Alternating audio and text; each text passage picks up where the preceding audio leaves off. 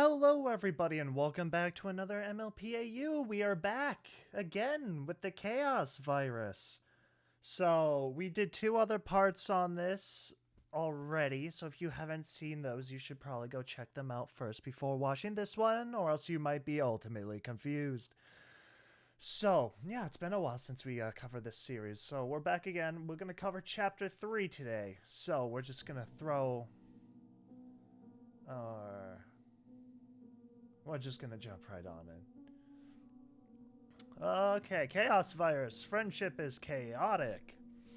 Sweetie Belle is sleeping calmly in the corner of the clubhouse. Her dream is surprisingly calm given the circumstances. She is reliving the night of the outbreak, but in her dream, there is no fire and no monsters.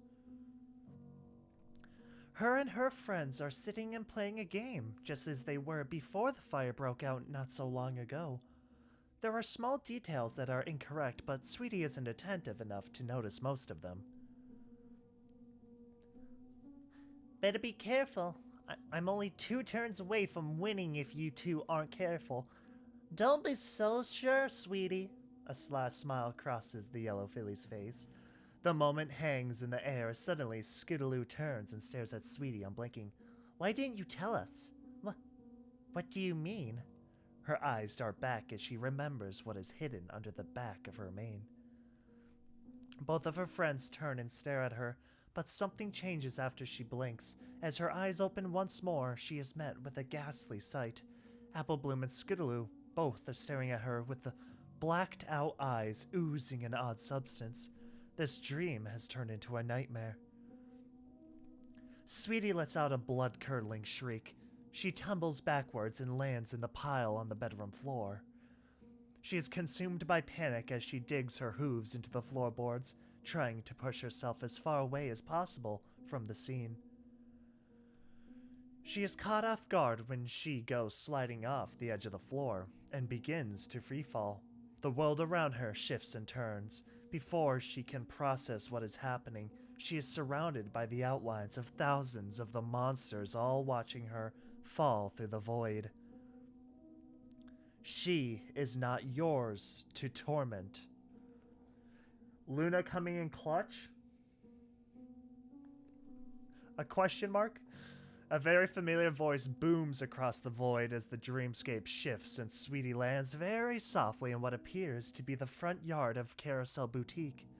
Luna appears from within the boutique. Instantly, Sweetie charges at her and gives her a very tight hug.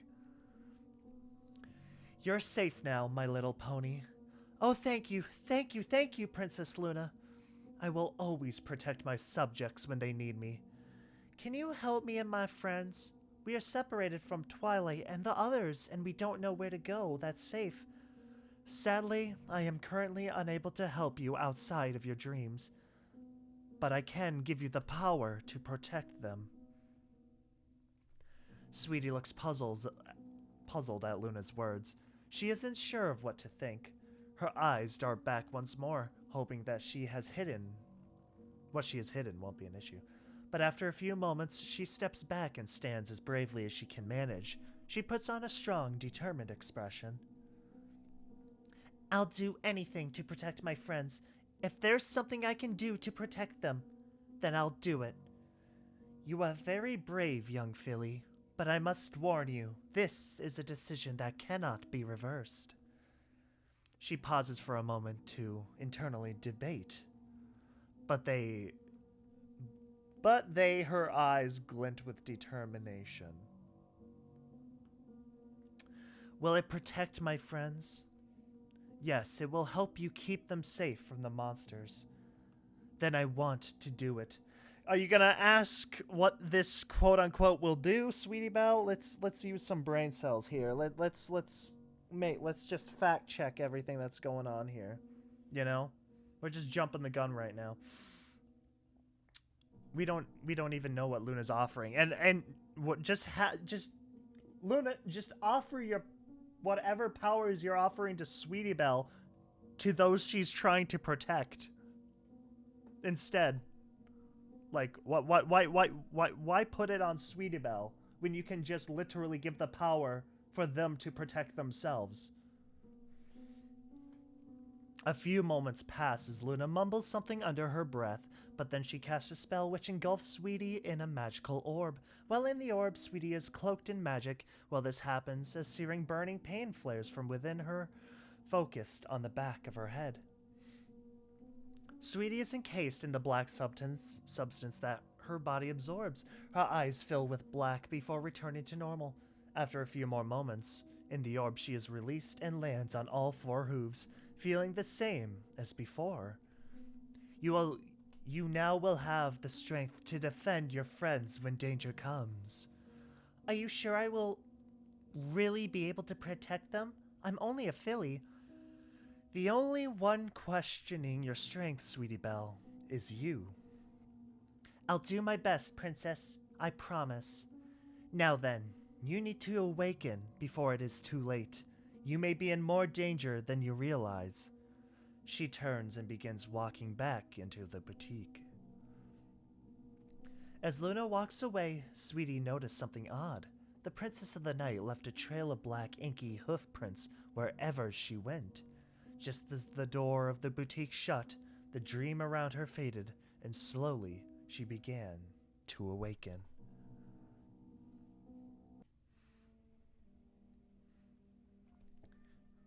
Hey, you alright, sweetie? You were moving around a lot in your sleep. Yeah, were you having a nightmare? Something like that, yeah. She hops up to her hooves and looks out the window towards the orchard. The fire had seemingly calmed, but was still slowly moving closer. The sun had shifted in the sky, leading her to know, at minimum, a few hours had passed. Why don't one of you get some rest? I feel fine to take over watch. Apple Bloom and Scootaloo look to each other, but after a few mumbles, Scootaloo curls up in the corner that Sweetie had risen from moments ago. Apple Bloom returned to watching the orchard. Sweetie steps across the clubhouse floor to look out the window towards the path into Ponyville. She turns her head and whispers, "Don't make a sound." She turns back and watches the area outside her window intently. Apple Bloom looks over with fear in her eyes, but nods. She crouches and does her best to remain quiet. Scootaloo stiffens in place. Her eyes dart around as she tries to think of what could have Sweetie frightened, but she remains silent. Sweetie watches a construct that had wandered down the path towards the clubhouse. The creature is scanning around and slowly making its way closer.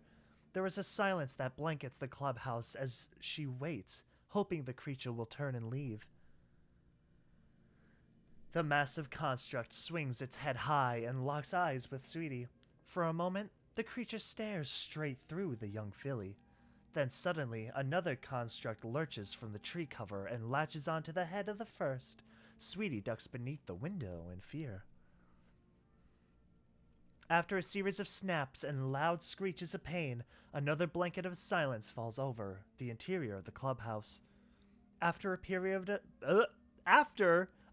of silence passes, a surge of courage allows Sweetie to peek out over the bottom of the window, although she simply lets out a gasp before ducking again.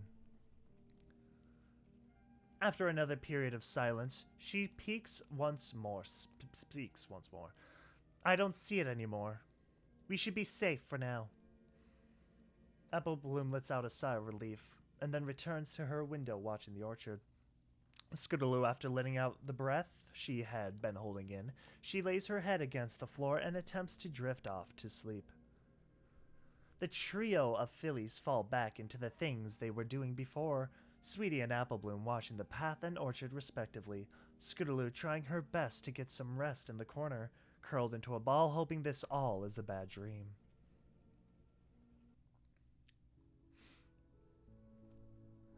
Apple Bloom lightly kicks her friend, trying to wake her. Hey, we gotta go. Wake up. Scootaloo. She stirs but doesn't rise immediately. I'm up. Just give me a second. The fire isn't gonna slow down for you, Scootaloo. She rocks side to side on her hooves, seemingly anxious. She looks up to give a remark, but the wind sends a powerful wave of heat through the clubhouse. All right, let's go then.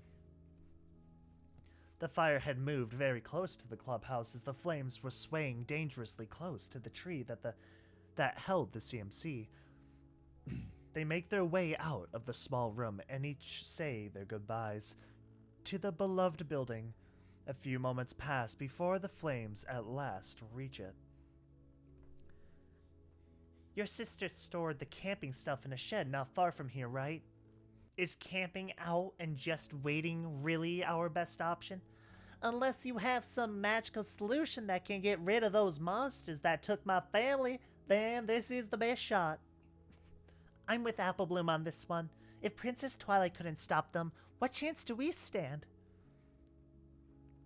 She doesn't look happy, but locks eyes with her red-maned friend. Well, let's get moving then.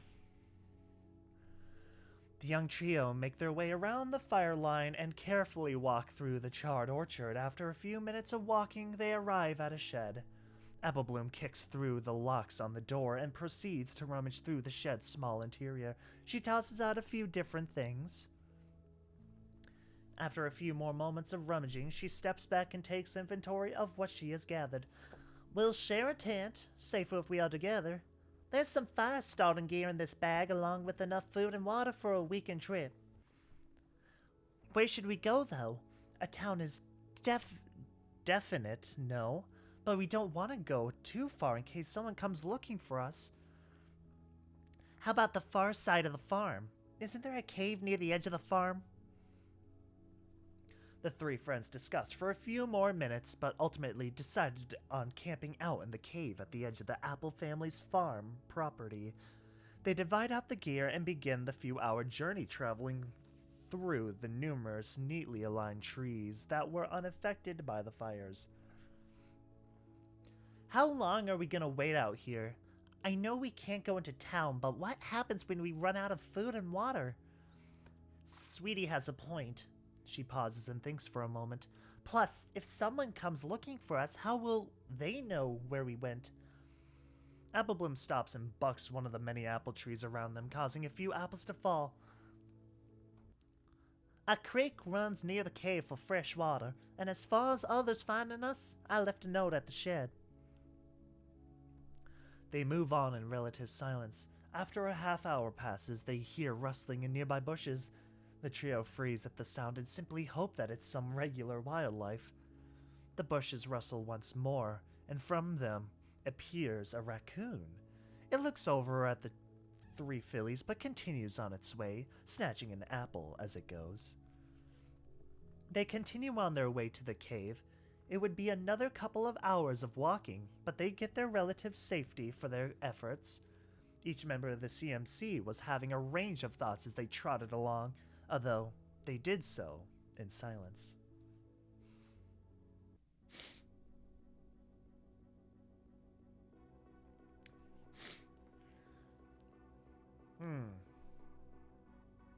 The rhythm of this one doesn't vibe with me. The three fillies had made a majority of the journey when Sweetie spotted a shape move past her peripheral vision. She froze for a moment but looked around and saw nothing. After a moment of hesitation, she continued forward alongside her friends. A few minutes pass. Sweetie looks up to the sky to gauge how much time has passed. Although this time, she was unsure if the sun had moved at all. Then, just like before, a shape moved across the corner of her vision.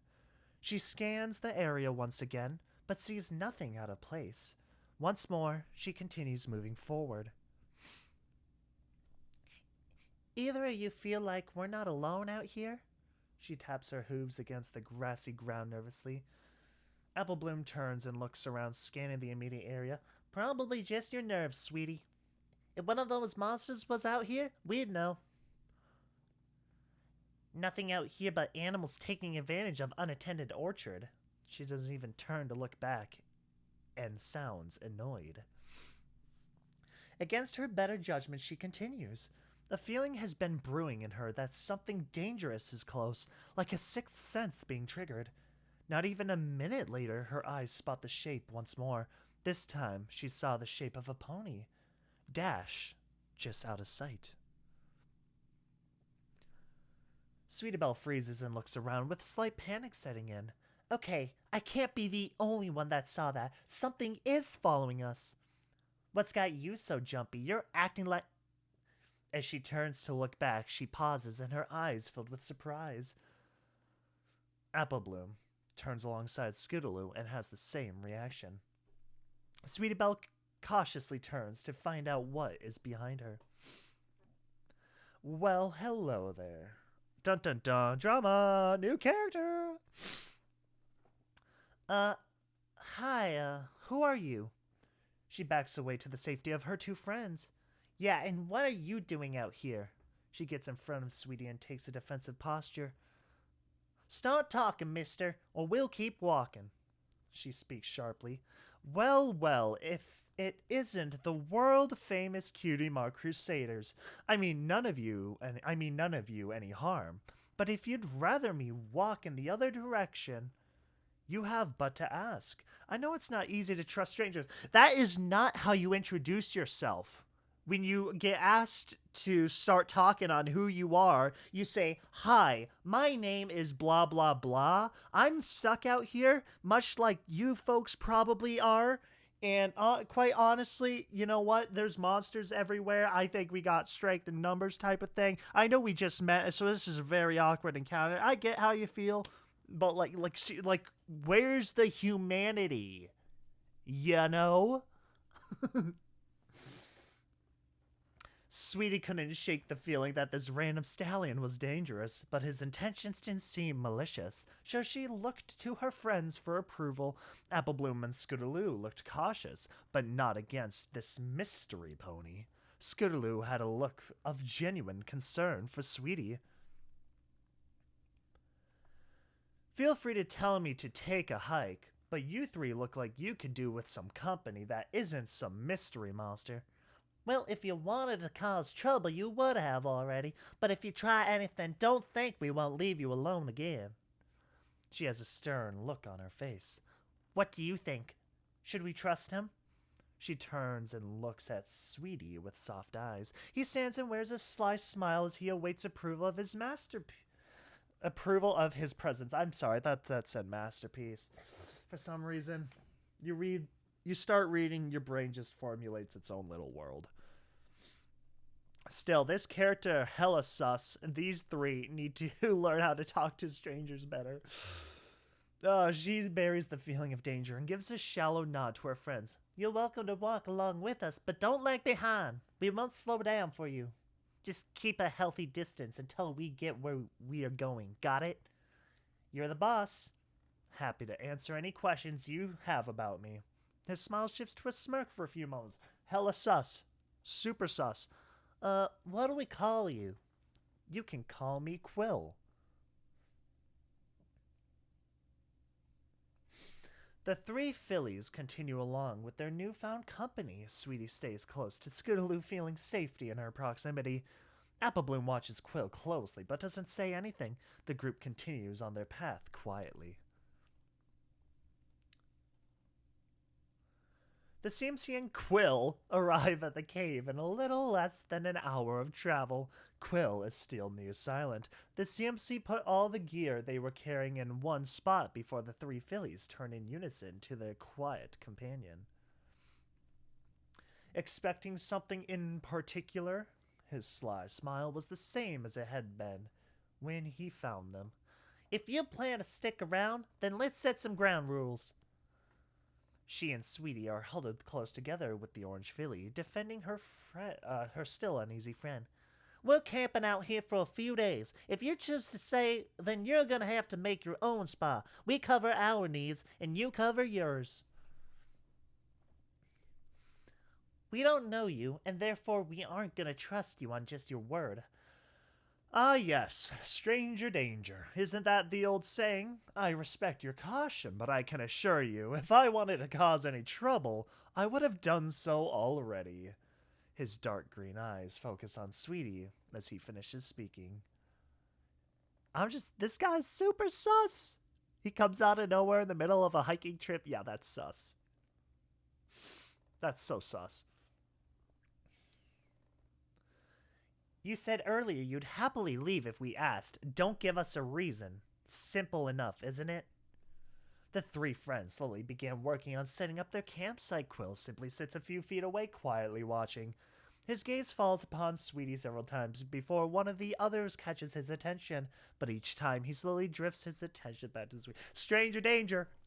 Scootaloo notices the watching Quill as she attempts to hold his attention with small mistakes and mishaps. This works well enough, but Apple Bloom notices the mistakes, and with a slight nod from Scootaloo, her attention is drawn to their audience. She whistles to grab Quill's attention. Find something to do. Just sitting there watching us? It's weird and kind of creepy. I suppose you have a point. His eyes scan across the gear spread around the three villies, and he then quickly rises and begins walking away. You'll need firewood. I'll collect some for you. He turns and locks eyes with Scootaloo. I'll make sure there isn't anything dangerous around as well. Good luck with your tasks. Sus. She waits for him to get out of earshot and looks to Scootaloo. Let's focus. You and Sweetie finish the tent. I'm gonna build a fire pit. Thanks, she says this under her breath before turning to Sweetie. The stakes are over there. All right, thanks. Her voice is soft and slightly shaky, as it is clear that her anxiety is getting to her, although its effects soften with Quill not being near. After a few minutes, the tent and fire pit are complete, and the three are finally able to relax. Sweetie and Scootaloo lay next to each other to pass time.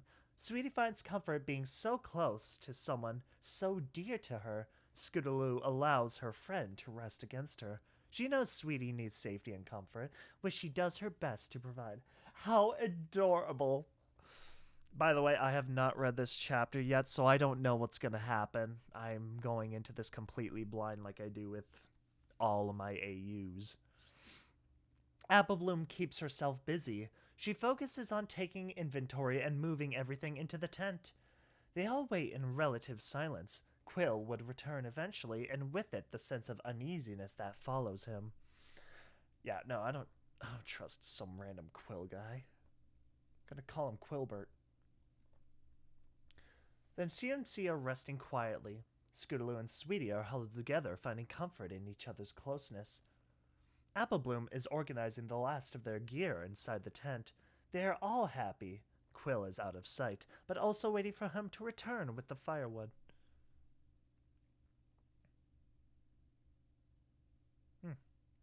Super quiet. You sure about letting Quill stick around? She looks towards the tent. He might be odd, but he doesn't seem dangerous. How would you feel if the first ponies you saw for hours just told you to walk the other way? Her voice is slightly muffled inside the tent. It doesn't mean I have to like him, but you make a point. If he really wanted to hurt us, why hasn't he already? Power in numbers. As the three are discussing, they hear some odd sounds in the distance, growling and hissing. A few seconds later, the distinct sound of a tree snapping is heard. Following that, there are no more hisses or growls, just the eerie quiet that had blanketed the orchard for hours returning. Quill is definitely a monster, isn't he? He's definitely a mimic type.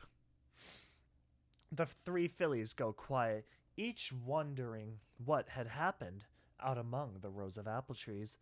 After a few minutes pass, Quill returns carrying a hefty amount of firewood, much to the surprise of the CMC. Because he's a monster, he's one of them. Oops. Surprised? I am a stallion of my word. Firewood collected and area checked for danger. He is the danger. I am the danger. He had a hoofful of cuts and scrapes, one larger cut across his shoulder, right below his neck. He seemed unbothered by any of them. She scans across the half-dozen cuts he now wore. Get into a struggle out there? He stands and turns his body in a fluid motion. Pardon? You clearly ran into something. You even have the cuts to prove it. He turns and looks down across his side, though oddly enough, only one cut could be seen, the large one across his shoulder. Ah, yes, one of those things tried to get a hold of me. I tripped, trying to get away, and gave myself this nasty cut. So you let it here? Oh no, she hisses with words of anger. That I did not do. Oh well, you underestimate my intelligence. Another construct started fighting with the first. They'll keep each other busy. Construct? The sounds of confusion filled her voice.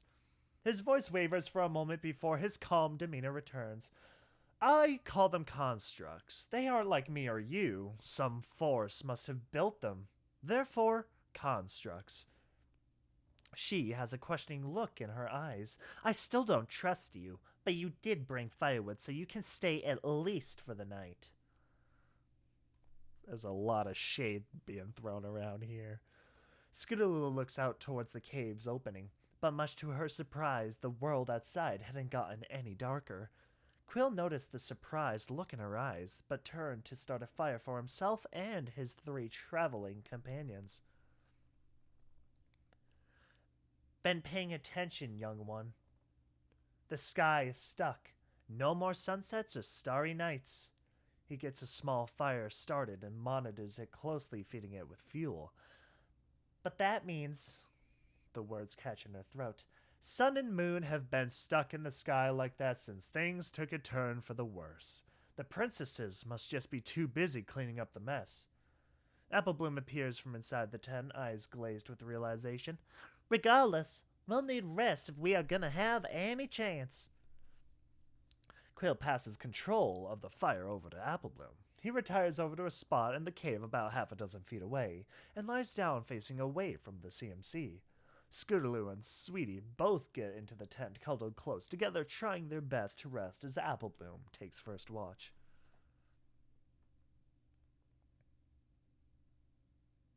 I swear, these just don't work. A few hours pass as the cave remains quiet. Applebloom looks up and scans over to where Quill is laying. Her senses had adjusted to the quiet ambience of the low-burning campfire. The soft orange glow was comforting despite the world outside remaining bright as daylight. Quill shifted once more, this time rolling over to face Applebloom. Brave of you to take first watch. I can see the exhaustion in your eyes. What a creep. This guy just red flags. Red flags everywhere. But what does it matter to you? You just showed up. You're only still here because you are the first of the pony we've seen for hours. You clearly don't trust me. That much is painfully obvious. I'll give you credit. You're looking out for your friends. I will keep us together and safe. Some pony had to step up and be the leader. She glares at Quill with a defensive look. You're a natural leader. That's a skill that is rare. Careful that you don't lead your friends astray in an attempt to protect them.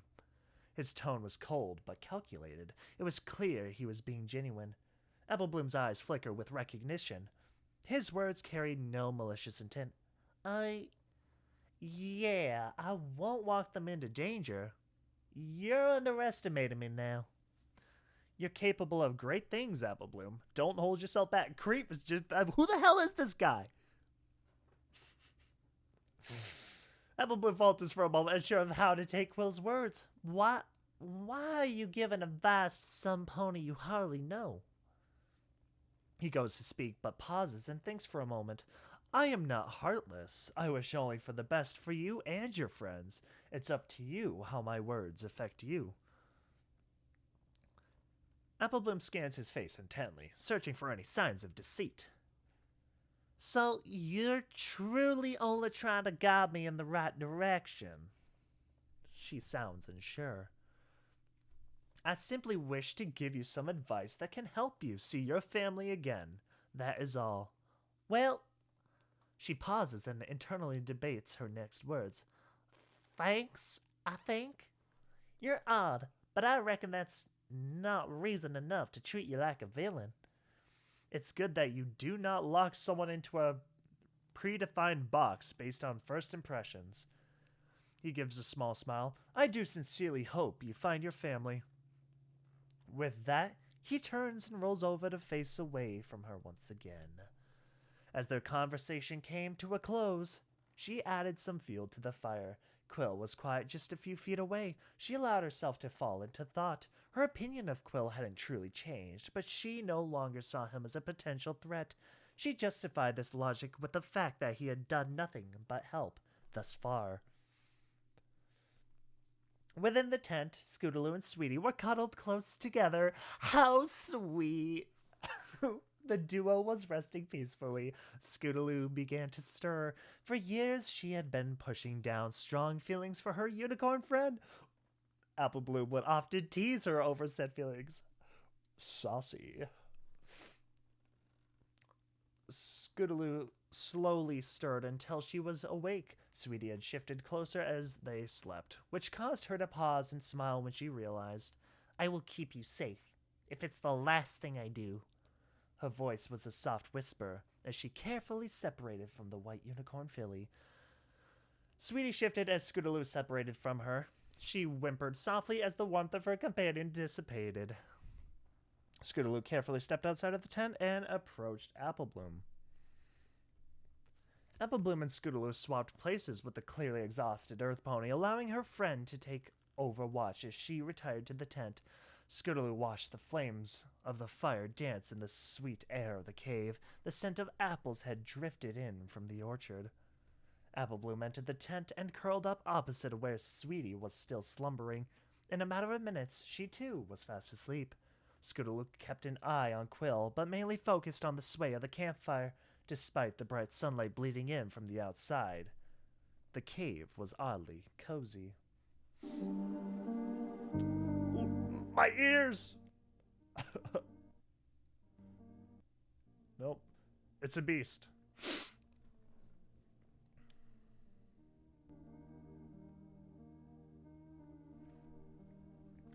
Time paused slowly as Scootaloo maintained the fire and periodically scanned over to where Quill was laying. About an hour after she took over the watch, she noticed something odd about Quill. She scanned him over again just to check if it was her imagination.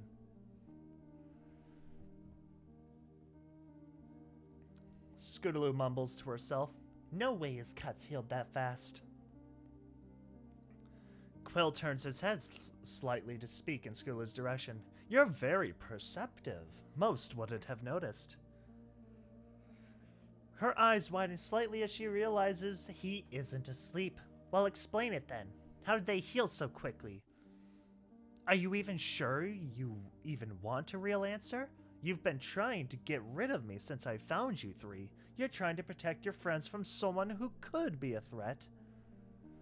I'm keeping my friends safe, and I will proudly continue to do that. Scootaloo, you're cautious. That's a good thing.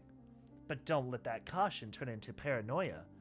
You could end up so focused on a possible threat that you don't realize the real threat is sneaking its way closer. Red flag! Dude, this guy is... You gotta get rid of him. I don't trust him. Why would I listen to anything you say? For all I know, you're just trying to get me to drop my guard. I can assure you, his voice turns cold, I wouldn't have wasted my time if I wanted you dead. Oh, he's so cool too. She pauses for a moment, processing his words. Take it as a threat, warning, or even a promise, but don't think I'm trying to cut you from your safety net. She closes her eyes for a moment, but when she opens them again, they're full of determination. But why stick around? We would be safe here if you weren't such a wild card. He fully rolls over and locks eyes with the young Pegasus. You don't understand me. Therefore, you fear me. Her eyes flare with a hint of anger, but she remains level-headed. I can't point at you, say you're not a threat, and guarantee that's the truth. Until I can, I will not trust you. It's actually rather simple. I don't understand you. Therefore, I keep in mind you could be dangerous. His eyes show something unexpected. Acceptance. You weren't lying. You'll keep them safe no matter the cost. Let's hope they agree with that sentiment. Who the hell is this guy? She relaxes slightly, but continues to defend her opinion. There's nothing wrong with wanting the ponies I care about safe. You're right. I just hope you don't spend so much time worrying about their safety that you forget your own. I don't know who Honest Abe is here, but like, I want to punch him in the face. The way he's talking to each one of them just makes me want to sock him. It's clearly up to no good. He rolls over once again and returns to what looks like a sleeping position. But you've made your point. I won't bother you any further. Scootaloo drifts back to her routine, feeding the fire and watching over camp. Quill is seemingly content to allow the remainder of Scootaloo's watch to pass in silence, resting quietly in the corner. Scootaloo feeds the fire as necessary and waits quietly as time slowly burns away like the wood of the fire.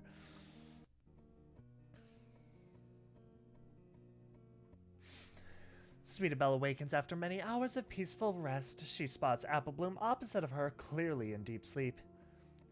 She got her hooves under her and approached the door to the tent. Scootaloo was still standing on watch. Thanks for taking over watch. I feel well rested and ready to take over. She approached and sat next to the orange Pegasus. I'm fine. If you want to rest more, I can handle it. Don't worry, hon. Ooh, hon. Oh, it slipped. Oh, dang. She caught herself mid-word. She took the few seconds she gave herself and corrected her terminology. Sweetie. Slay. Slay, Scootaloo. You absolute go-getter. She simply smiled and gave her friend a playful boop. I got it from here, Scoots. Get some rest. Scootaloo let out a nervous chuckle, but did turn and make her way to the tent, where she curled up opposite of Apple Bloom. Sweetie scanned over to where Quill still lay. She wasn't sure if she trusted him, but she decided against saying anything yet. The next hour passed with little of note. The outside world hadn't gotten any darker, and the fire was still a small, albeit comfortable size. Quill had shifted a few times, but it wasn't anything that seemed alarming, just some adjustments as he slept. So far, it doesn't seem so bad. Nothing about this seems bad at all. Minus this Quill guy. He's just the stranger danger energy. No longer afraid of me. At least it's progress. He shifted again. See, why does he keep opening his mouth and, like, leaving these sarcastic comments and crud? Why does he keep doing that? This time turned to partially face Sweetie. Like, he just keeps squeezing a word in, and I don't like it. She was slightly startled by his words, but she didn't wait long to respond. If you were truly dangerous, then you would have hurt one of us already. I don't trust you, but what's the point in being afraid forever? Fear is one of the strongest emotions for a reason. It can help keep you from danger. Don't take it for granted. Yeah, he's like the ghost of Christmas past or something. He just keep giving me wisdom. I don't care. I don't want it. Shut your mouth. Being scared of things is normal, right? But why be scared of you? You've been nothing but helpful, even if you're strange. Maybe you're not as naive as I originally thought. That's a good sign. I've said it once already. I mean none of you any harm. His eyes give a look of understanding. That's a good sign. Nobody says that normally. That's like another red flag right there. He's just so sus. I swear I could see this guy vent if I'm not looking at him. Like, you know what? No, I think he's the kind of guy who would vent right in front of you. I'm young, sure, but I'm not stupid. Since you showed up, you've made clear you'd like to stick around, but would happily leave if asked. Why would some pony trying to hurt us volunteer to leave if asked? Because they want to stay. You make a very valid point. It is saddening that most ponies aren't as truthful as me, not even you. He adjusts himself to more directly face Sweetie. She pauses for a moment to think of a response. I haven't lied. Besides, we've hardly spoken since you showed up. I haven't had a chance to lie to you. I've seen more than words could ever tell.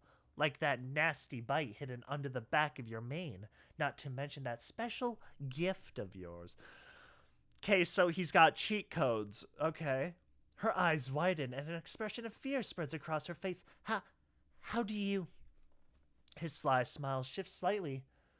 I've been watching you for quite some time, Sweetie Belle, but you knew that already, didn't you? She tilts her head and looks closely at Quill's expression. She was desperately searching for any signs of deceit or lies. She attempts to string together a few words, but is left reeling from realization. Quill simply rolled over once again and returned to resting. He seemed entirely unbothered that Sweetie was left speechless. The cave's interior seemed to get slightly colder, as Sweetie was overtaken by an uneasy feeling, although she pushed it down and ultimately decided to just watch over the sight as she processed.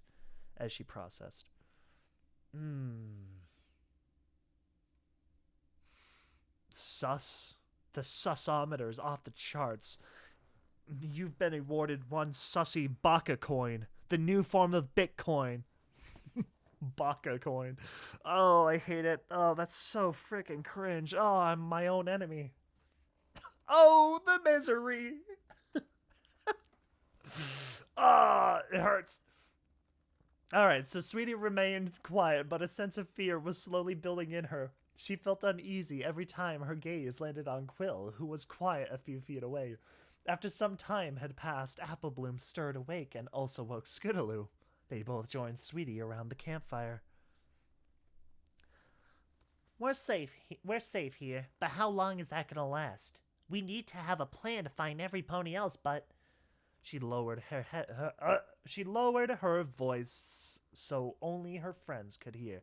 Decide what to do about our guest first. He's done nothing but help us so far. Do we really want to send him away? We don't know him. He found us, so he can find some pony else, right? Bruh, you met in the middle of the dang orchard. He was probably looking for apples. Her uneasy and fear-filled demeanor returns. No need to discuss it. I had planned to depart of my own volition. Besides, I do believe my welcome has worn out.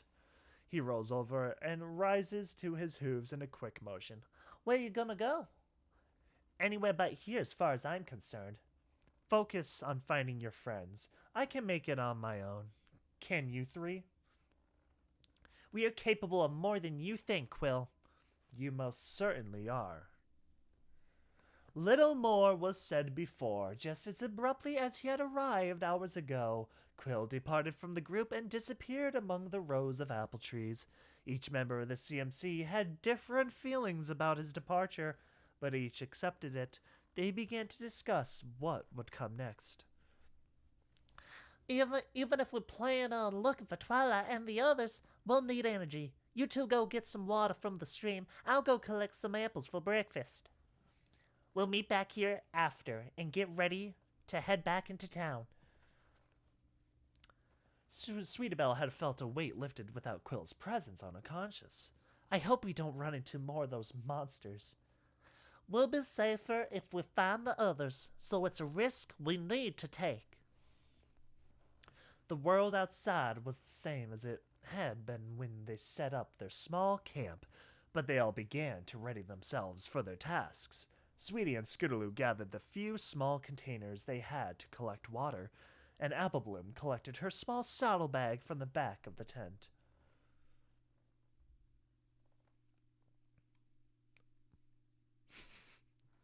I want to punch Quill so badly, bro. As the CMC were preparing to depart, they heard a roar in the distance. This moment made them realize the orchard had been quiet since Quill's arrival. The sound wasn't close enough to be immediately alarming, but they all involuntarily sped up with the sudden addition of the looming threat. I'll probably be gone longer than y'all. Just come back here and wait for me. We're not sticking around any longer than we have to. Something tells me Quill was hiding something from us. The normally confident Pegasus was now showing signs of uneasiness. Sweetabelle didn't say anything, but the look she gave her two friends showed how much she agreed with Scootaloo's words. The three fillies turned and head their separate ways, Applebloom walking off towards the orchard to collect some apples. Sweetie and Scootaloo turn and head in the opposite direction, toward the stream, several little glass jars in hoof. Applebloom made her way over to an area and checked the trees, her years of experience working alongside her elder siblings helping her. She scanned from tree to tree. This section of orchard had been relegated as overflow for bad years, with the larger and healthier main orchard providing more than enough apples if maintained. Come on, give me some of that mayor's good luck. Some of these trees gotta be ripe. She continued to scan across the trees. Most of them weren't ripe enough to be harvested yet, owing to the little attention that would be given to this section of the orchard on most years. Wouldn't help me none to get sick from bad apples. Gotta be a diamond in the rough around here somewhere. That's so Applebloom. A moderate distance away, on the other side of the cave, Scootaloo and Sweetie reached the stream. They collected water in a number of the jars they had carried. A roar rang out once again, this time closer, but still some distance away. The duo shared an uneasy look before quickly finishing their collection of water. We'll make our way back to the camp and start boiling this water while we wait for Applebloom. She turns and gives Sweetie a look of reassurance. I'll keep you safe, no matter what this sick world throws at me. Sweetabelle gives a soft smile, and for a moment her worry dissipates, but quickly returns as a distant thud begins to flow through the orchard. The duet hurries back to the cave, and thankfully the thuds only grow more distant behind them. Scootaloo begins to boil the water they had collected. Sweetie sits quietly and begins to fidget. Her uneasiness had begun to worsen to the point she was developing paranoia. Of course. Back out in the orchard, Applebloom had been scanning trees for several minutes. Finally, she spotted a tree that had ripe and undamaged apples. She approached and bucked the tree, although her weakened state required multiple attempts before the red fruit fell to the ground. Applebloom gathered the apples, enough for each of them. Once her saddlebags was full, she moved to begin the walk back to the cave, although as she turned around, she realized she had wandered quite a distance scanning trees. Well, guess Aja was right. I really do need to pay more attention. Shouldn't be too long of a walk. I'll sing a rhyme or something. She begins to hum an old foal's tale Granny would tell her when she was a foal. Far across the orchard, right along the fence that encircled the property, Quill was walking along calmly. He scanned around, and just as he had a few times since the outbreak, he spotted the leaves of a tree shaking. He knew what it meant, but that didn't make him any less irritated. That fancy Pegasus better stop following me, or I might just ruin his day. Oh? Oh? Post was not pushed by Hentai and men following the scene.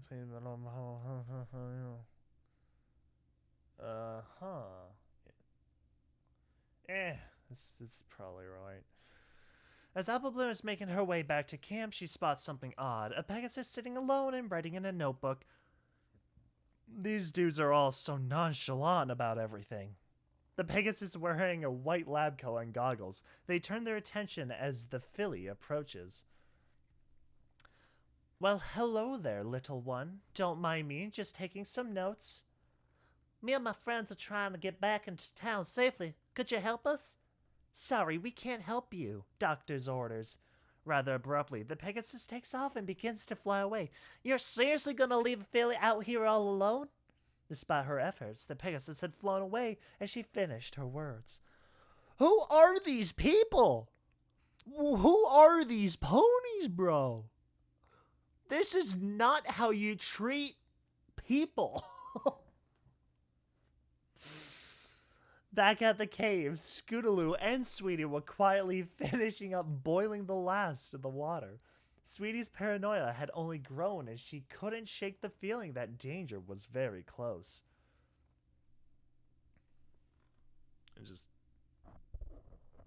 There we go. Sweetie, her senses suddenly are filled with signs that one of the monsters was approaching. She wordlessly grabs Scootaloo and pulls her into the tent to hide. Scootaloo looks very confused by the sudden actions of her friend, but goes along with it, her protective instincts flaring. In an instant, the world around her goes dark. Her vision and majority of her other senses are suddenly cut. She is completely blacked out.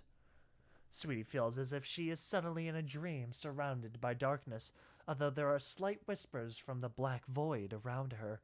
She tries to listen to some of them, but every time she focused on one, it dissipated and another manifests somewhere else in the darkness.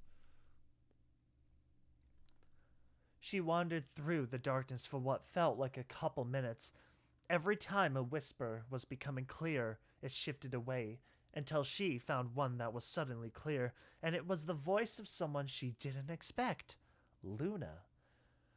"I hope you'll forgive me," said Luna. Suddenly, Sweetie remembered. That was what Luna had mumbled right before giving Sweetie that special gift. Just as the revelation dawned on her, the world suddenly began to fill her senses once again. What the heck is happening? Okay, something is happening. I don't trust it. Sweetie was no longer within the tent. She was near the opening of the cave. An odd sense of fullness suddenly washing over her. She scanned the area for Scootaloo. She saw streaks of black ink spread across the rock walls, and a streak of blood leading towards where the camp was set up. She cautiously followed the trail, but frickin' Sweetie Belle. God dang, you should have said no. She spotted the tent that was almost entirely destroyed, and in the center of the destruction was her friend. She rushed to comfort her friend. She nearly threw up as she rounded the corner and fully witnessed what was there. "Sweetie, you're safe." She pauses to cough up blood. She shouldn't even be able to speak. The trail of blood was hers. Below her chest was nothing but blood and viscera. That's all that matters. Tears begin to pour from her eyes. She is rattled by the sight in front of her that she can't get any words out. "You know, I always loved you. Better late than never, right?" And as one final cough rattles her, the life drains from her eyes. Sweetie remained at her friend's corpse for several minutes. "Sweetie Belle, I have to punch you in the face now. Sorry, it's company policy." Emotions pouring from her, something inside her told her she was to blame. After a few minutes, Sweetie stabilized her emotions and decided to go find Apple Bloom. Sweetie Belle became a monster temporarily and frickin' chow down to turn Scootaloo into a dinner item. She paused as she reached the opening of the cave. Apple Bloom had just arrived back from collecting apples, but she had frozen when she saw Sweetie. A mixed look of terror and confusion filled Apple Bloom's features. Sweetie opened her mouth to say something, but she was cut off. "What's on your face?" The tone Apple Bloom had used made it clear she wasn't sure she wanted an answer. Sweetie Belle paused and touched her hoof to her face, and shockingly she felt moisture. It suddenly sank in that same feeling had blanketed down her neck. As she looked down at the hoof, she saw blood. And at that very moment, something became clear that Scootaloo's bottom half was nowhere to be seen. Sweetie Belle, do you want to talk about something? What did I do? Dang, dude, they have a real strong relationship. Yikes.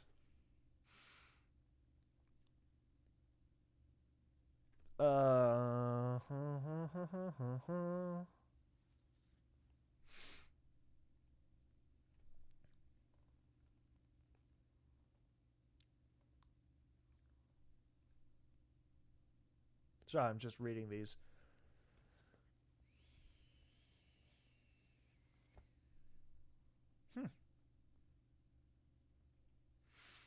Chapter 3, Part 2. Chapter 3, Part 2 is right here. Oh yeah, we still got plenty to go. This is a teaser, though. I don't want to watch a teaser. I just want to read. Yes, Vice wants you could develop in here. If there are any characters you'd love to see in this story, leave them in the comments of this post. Now keep in mind there are a few criteria that you will dictate whose suggestions get selected. Rule 1, this is not a place for you to recommend an OC of your own. Try to keep it limited to canon or popular fanon characters. Rule 2, keep in mind that these suggestions are for Ponyville's storyline, so any character you suggest should be from the town or have a logical explanation of why they would be there. And in Rule 3, keep in mind that while I am asking for suggestions, it's entirely up to me. Yes, of course. Obviously, it's up to you to decide what you want to do. Majority of the main cast from the show is already accounted for, and there are plans already in place for the majority of them.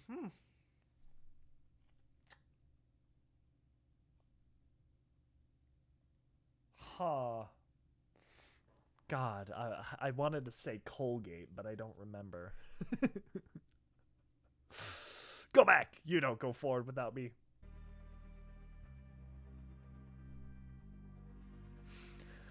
Cadence flew over one of the creatures and watched it. Wait, hold on. Part 2 teaser. 54, Chapter 3. 54. Okay, so no, right here's right. Cadence flew over one of the creatures and watched it for a moment. Glowing eyes and a jagged crystal smile turned and looked up towards her. The sight wasn't comforting, but protecting her subjects was at the forefront of her mind. She fired off a beam of magic, hoping to pressure the thing out of the city. The beam struck the crystalline body of the creature and didn't seem to have any real effect other than getting its attention. The sounds of cracking crystal rang out as the beast shifted and stared at the princess for a moment. Cadence fired off another beam in hopes of having some other effect as she began to hover a short distance away. The reaction was much the same as her initial attempt, although the thing actually began to follow her.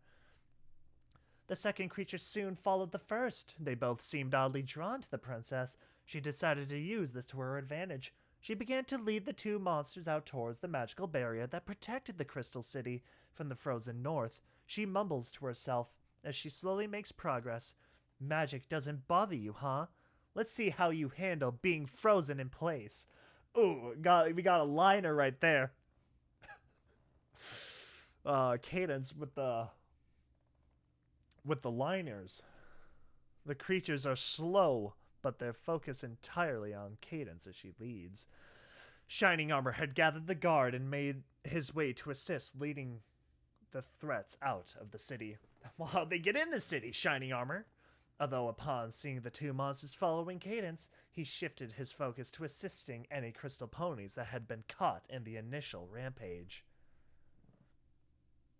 Shining Armor and the Crystal Empire's guard was working diligently to collect any ponies that ended up trapped under the rubble of their homes and to clear the streets.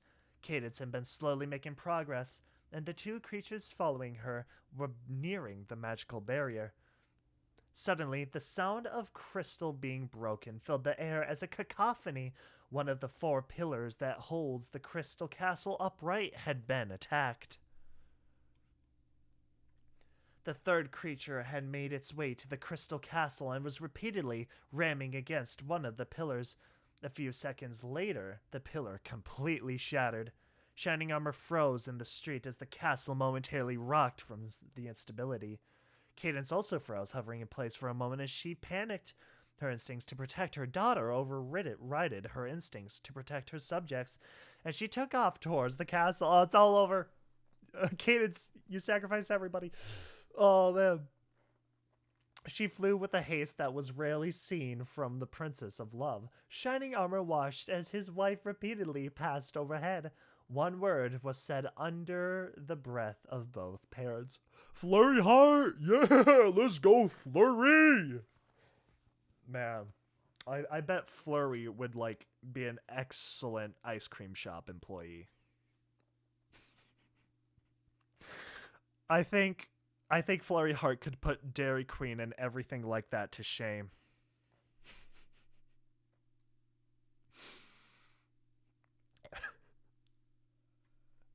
Cadence reached the castle swiftly and immediately bolted from her daughter's room. For her daughter's room.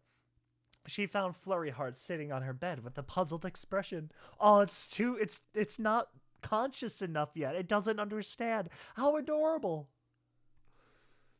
Flurry Heart simply tilted her head in confusion. What's going on, Mommy? Cadence let out a sigh of relief when she realized her daughter was all right. Something very strange is happening. We may be taking a vacation very soon, sweetheart. She didn't want to leave her empire behind, but she knew there was a chance she would be forced to do so. Ah, yes. The get out of there card. Classic. The young Alicorn looked confused, but didn't question her mother. After all, she had felt the castle shake moments ago. Cadence quickly picked up the small child, as she couldn't leave her alone in the castle with those monsters running around. Just then, the sound of cracking crystal rang out from below them. Something had broken, and Cadence didn't want to risk any more than she already had. She carried her child in her forehooves as she flew back through the window she entered from. She scanned down towards the Crystal Heart's area. As her eyes landed on the Crystal Heart, she gasped as she realized that the monster had clamped down on it. Its crystal jaw had cut into the magical relic, leaving jagged marks resembling a bite mark. That's it. It's all ogre. The creature clamped down into the Crystal Heart once again. This time the magical relic cracked and a few seconds later shattered into thousands of pieces. Following the destruction of the heart, the magical force that had always protected the city from the dangerous frozen north dissipated. The temperature dropped suddenly, and snowfall began throughout the now unprotected Crystal Empire. Cadence had a moment of internal panic. Her home was now under the very real risk of disappearing before her very eyes. Into a blanket of snow. Flurry Heart clung to her mother as they flew above the streets of the Crystal City. The princess wanted to distract the creature like she had the first two, but she couldn't risk her daughter so recklessly. There was very little she could do with the Crystal Heart shattered. She was lucky to repair it once when she had the power of all four princesses, but now she also had a mystery monsters to deal with. Evacuation. We have to get every pony out. You know what? Props to Cadence for calling in evacuation. Mad respect. Cadence flew over the streets and called out to any pony that was still among the streets. She had to save as many as she could. Shining Armor had felt the change in the air. When the heart had been destroyed, he also shifted his focus in sending every pony that would listen towards the train station. Get to the train station, every pony. We have to get out of the city. Without the heart, we'll all be buried by the north soon.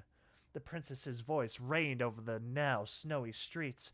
The crystal ponies may not have wanted to abandon their home, but if they stayed, they would be buried beneath the snowdrifts in a matter of hours. The three wandering monsters that were capable of biting a pony in half were also quite the motivating factor to evacuate swiftly. Every pony, this way! The train is leaving soon. Shining Armor was moving a large group of crystal ponies. The streets already had a thin blanket of snow. We have to leave before the station freezes over. Move, move, move! He tried his best to keep as many hooves on the move as he could keep up with. The Crystal Express was the only surefire, holy cow, that was a tough word, way to get out of the Empire safely. Screams rang out from all around as the monsters were still slaughtering any pony unlucky enough to be caught in their path. How lucky.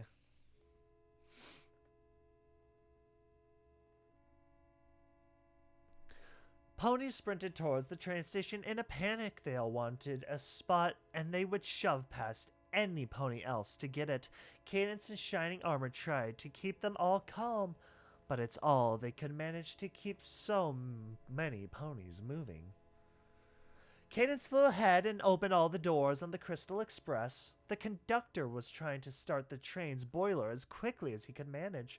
Shining Armor was practically having to yell over all the panicked ponies. Every pony, help each other into the carriages. The quicker we are all on board, the quicker we can get to safety. Ponies did their best to cram as many into the passenger carriages. Ponies continued to file into the train. Once the passenger carriages were overfilled, they began to fill the cargo carriages. It was uncomfortable, but they would do anything to escape the nightmare that had claimed their home. Cadence held on to her daughter and checked with the conductor, who flipped a few mechanical levers, after which the train began to ease its way out of the station. Nearly 200 ponies had made it to the train. The train was very slow rolling from the station. The engine wasn't fully heated yet due to being started on such short notice. The streets of the once lively Crystal City was littered with the bodies of any pony that couldn't escape the carnage. Suddenly, one of the creatures charges, derailing the engine and biting straight through the front of the first passenger car. The sound of shearing metal and breaking glass were quickly replaced with screams of terror as ponies scrambled over each other to escape the carriages.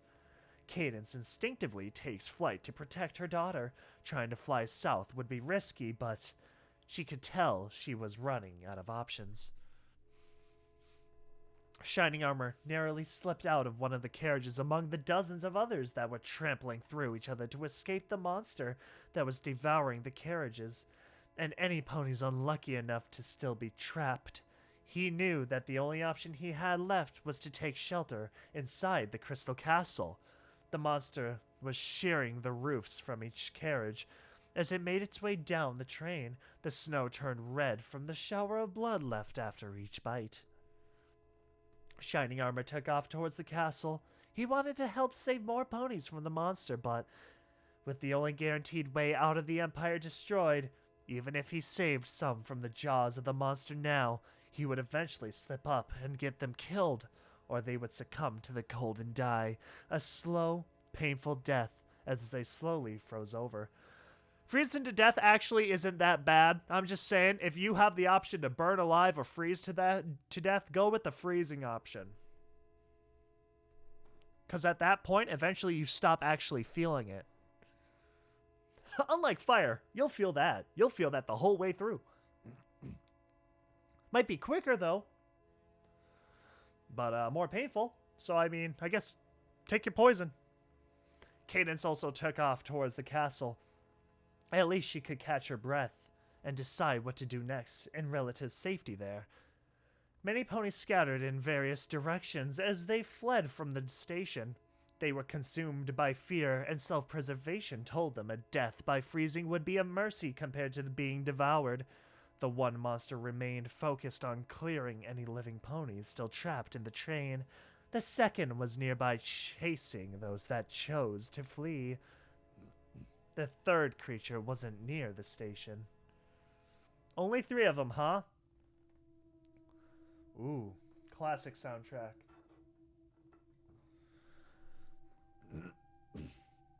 Cadence reached the castle much quicker than her husband. She landed onto the upper balcony and stepped inside to collect her thoughts. Flurry Heart was still scared, but also very confused as to what was going on. She trusted her mother to keep her safe. You can trust me, Flurry. I'll always be there. You know? It's like, I'm like the status effect, like, if you oh god, dude. You know, I try to say stuff, you know, I try to say something like cheeky or funny or something, but like, then brain just dies on me, and it's like, oh, well, that's an embarrassing disappointment of a bit that I will never, ever recover from. And now I just have to live with that. The moment's over. It's past. That's it. No second chances. Cadence paced across the shiny crystal floor. Okay, the Crystal Express is gone. There are 3 mystery creatures roaming around, devouring my subjects. They kinda look like the one from the games, but different too. The only real option I have left is to fly south and get help. Even if the Empire will be buried in snow by the time I get back, it's the only option left. Flurryheart was sitting off to the side of the room, tightly clutching a small plush. It was all she had to keep her grounded. Shining Armor was galloping down the snow-blanketed crystal streets towards the castle. The heart is gone. My only way out is in pieces. Have to bunker down and hope for the best. Just as he passed a crossroads near the castle, an attack sent him tumbling against a home. He had been bitten by the creature. A searing pain, unlike anything he had ever felt, filled his entire body in a matter of seconds, as the hefty gash completely incapacitated the leg. Those things got that good bite, you know? They got that strong crunch. He struggled to get hooves under him, but managed to narrowly leap away from a follow-up attack. The creature wasn't finished with him. As he buckled from the hard landing from his leap, he found himself against one of the castle's support pillars. The beast charged him again, jaws wide open, ready to devour him. He shifted with all of his remaining strength, lowering his body just enough to miss the creature's jaws by inches. The crystal in the castle shuddered and rocked for a moment, and then the air was suddenly filled with the sound of cracking crystal.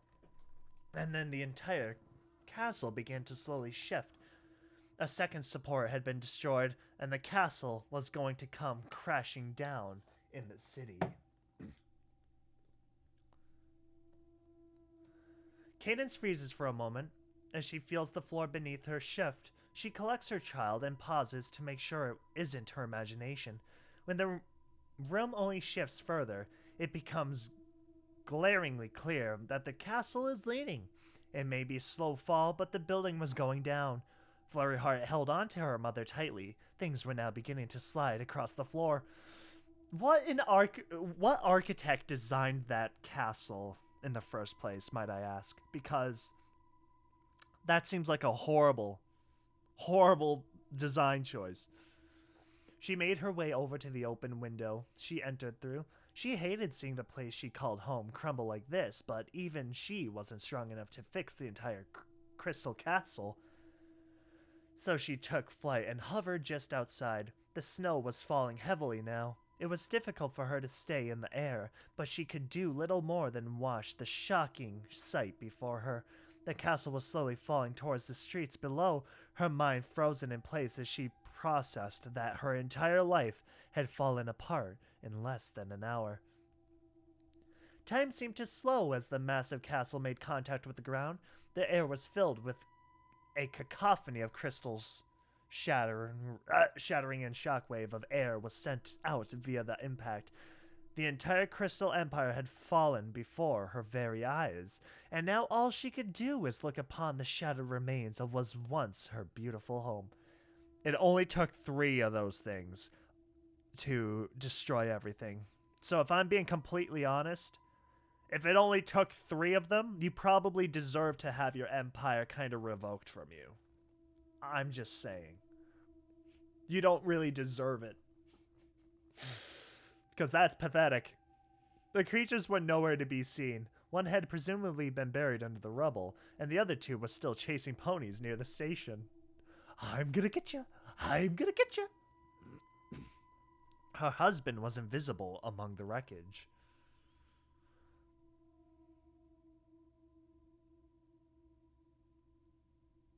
That's all good.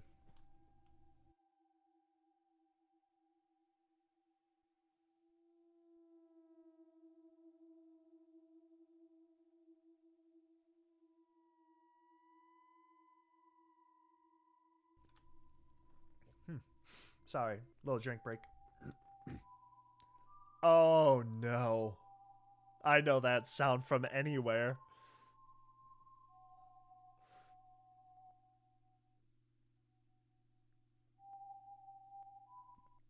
Honestly, there's something about Death's whistle that's just like nice and soothing to listen to, right? The sweet embrace of death. The Princess of Love hovers above the remnants of what was once the beautiful Crystal Empire.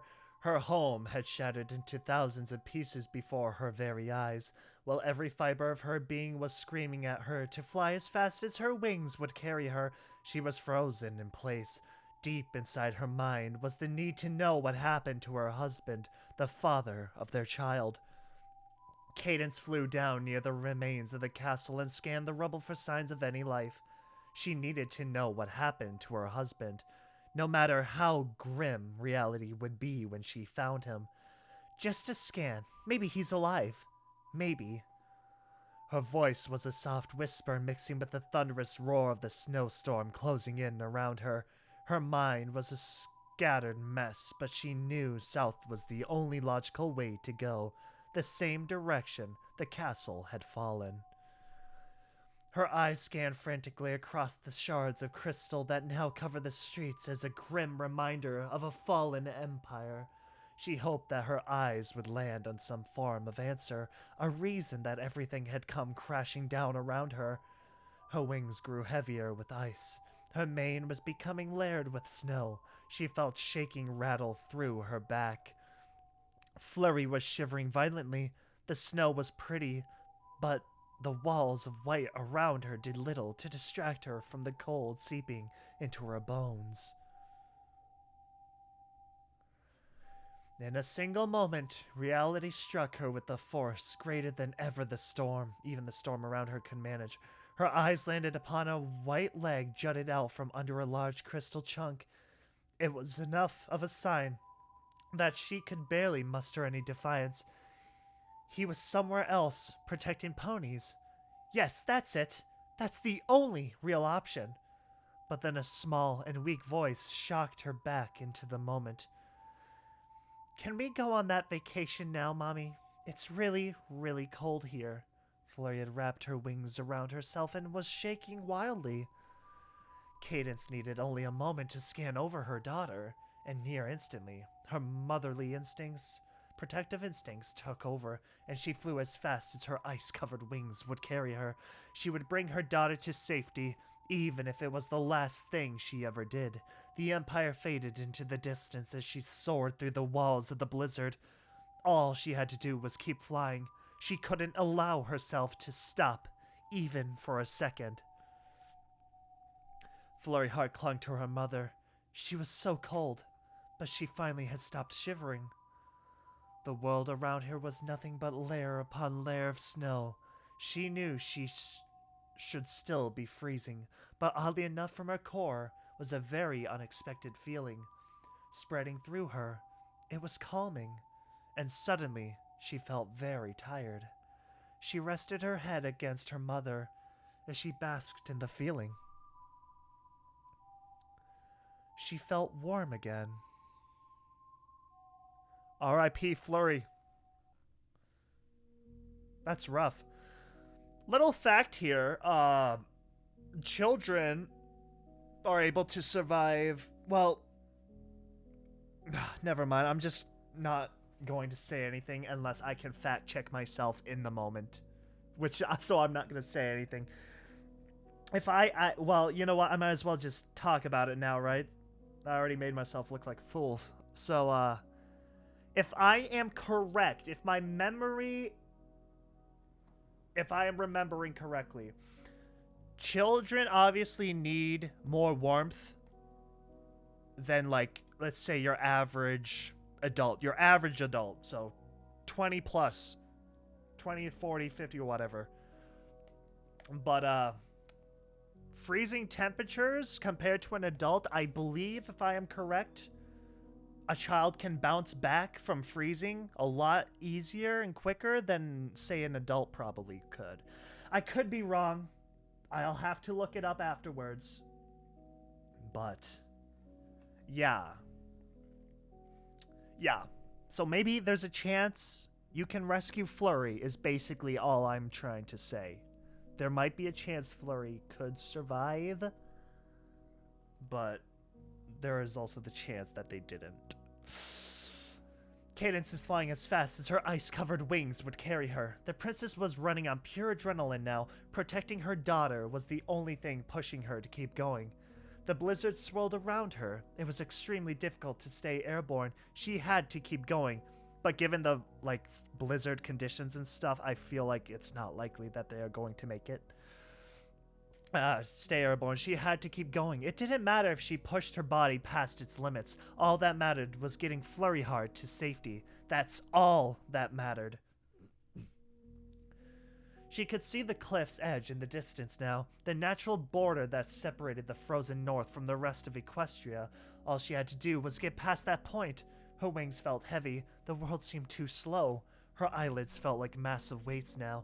She knew she couldn't rest until she made it past the cliffs, but maybe she could rest her eyes for just a moment. Yes, just a moment.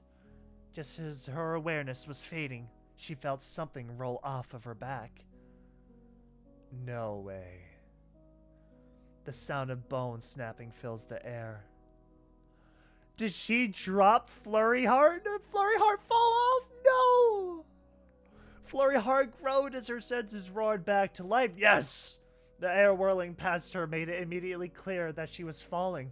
She spread her wings instinctively in an attempt to slow her descent. All this motion accomplished was snapping her weakened wing in half. She let out a shriek. It was a haunting sound that pierced the air. That sounds horrible.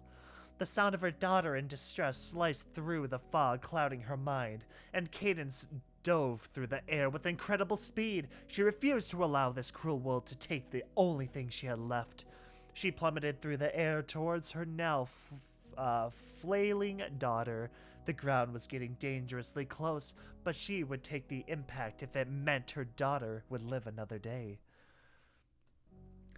She snatched her daughter from the air and don't you dare start running away from me.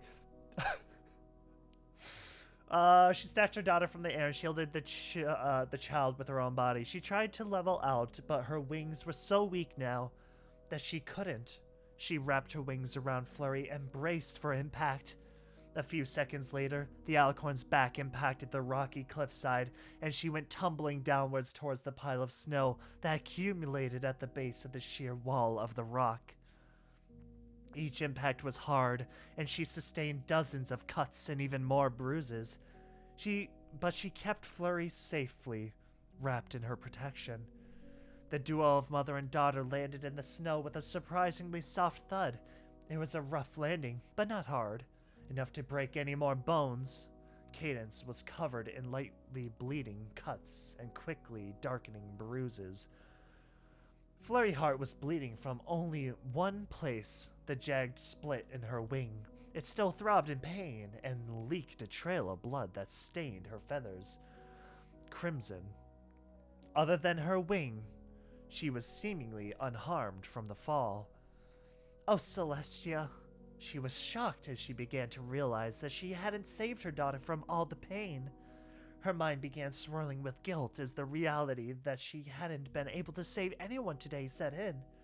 But then something else stole her attention. Flurry shook off the snow and clutched at her wing, trying to make the pain go away.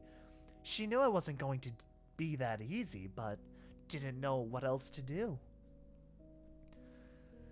As she finally realized the damage that Flurry Heart's wing had sustained, she took a deep breath and let her motherly wisdom take the lead. I know it hurts, sweetie, but we have to keep going south. Think you can get up onto my back again?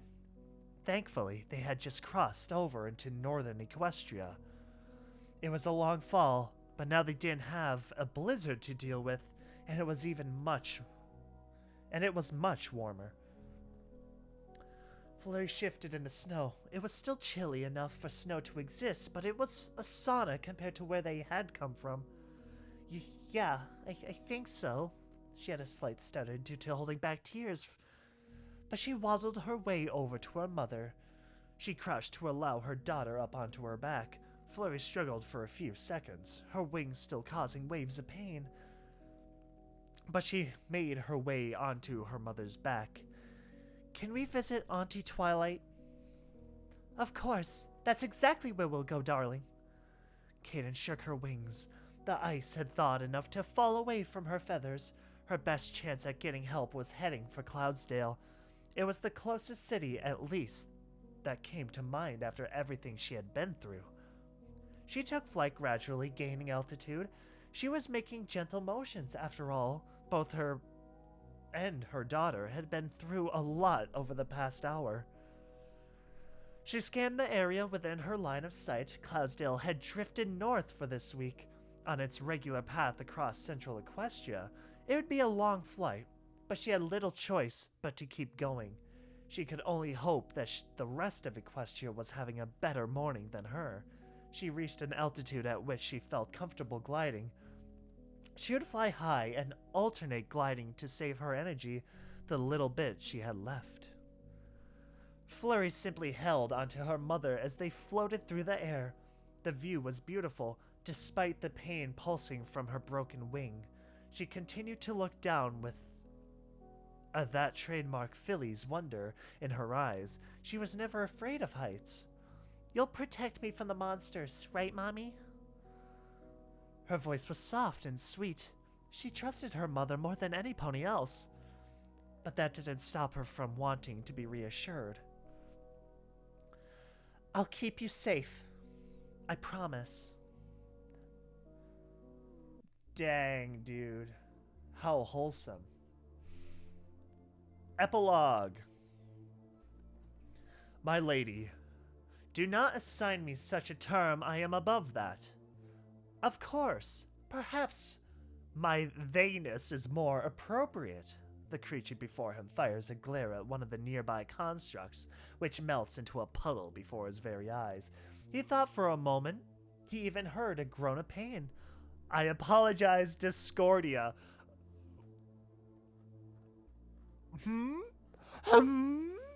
This is one of those moments. Did you complete your assignment successfully? Yes, the attack in the school was successful. 2 injured.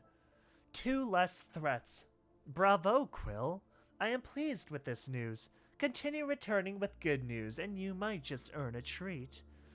Just repaying you for the gift you gave me. He stood with a calm demeanor. I knew Quill couldn't be trusted. Screw that guy. Never forget what you have.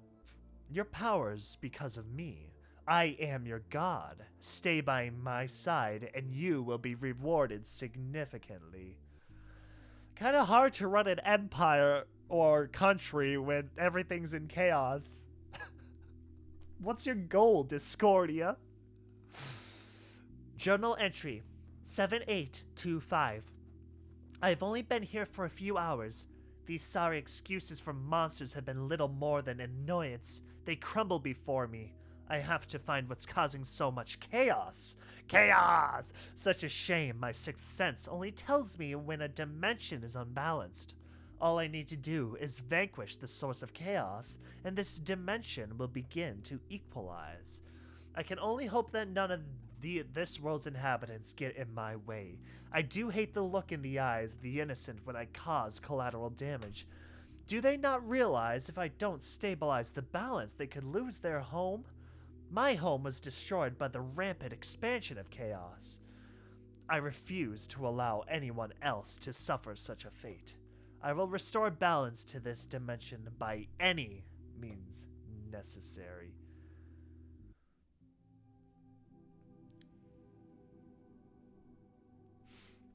Ugh, my head. His eyes flutter open, and the bright white lights of the area make his vision blurry. Just a single drop. The sound of shattering glass rings through the room. Damn it! There has to be a way to stabilize it. Every attempt ends with more broken test tubes. What? That's not Twilight. His mind is still very fuzzy, as shapes lack edges, and the voice doesn't sound entirely clear. He turns his attention to the metal barrier that separates the areas of the room. Ah, Spike, finally. Good. You're finally awake. You have committed crimes against Skyrim and her people. What say you in your defense? I used to be an adventurer like you. Then I took an arrow to the knee. Finally awake. I do apologize for the headache you must have. He looks puzzled. Where am I? Who are you? Oh, forgive me. You're currently in one of the holding cells. You don't need to know any more than that. And to answer your other question, most call me the Doctor. The Doctor? The Doctor? Dr. Hooves? The Doctor. The Doctor. Honestly, I do quite enjoy watching Doctor Who. I like it.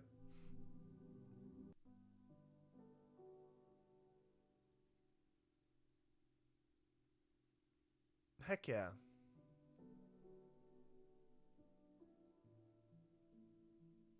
Shoot. Ooh, a teaser? Ooh, a teaser. I could give you guys a teaser. Or I don't. Tell you what, I'm going to skim through it. If you folks want the teaser, you can just read it. I'm not going to read it because I want to go into the next part completely blind.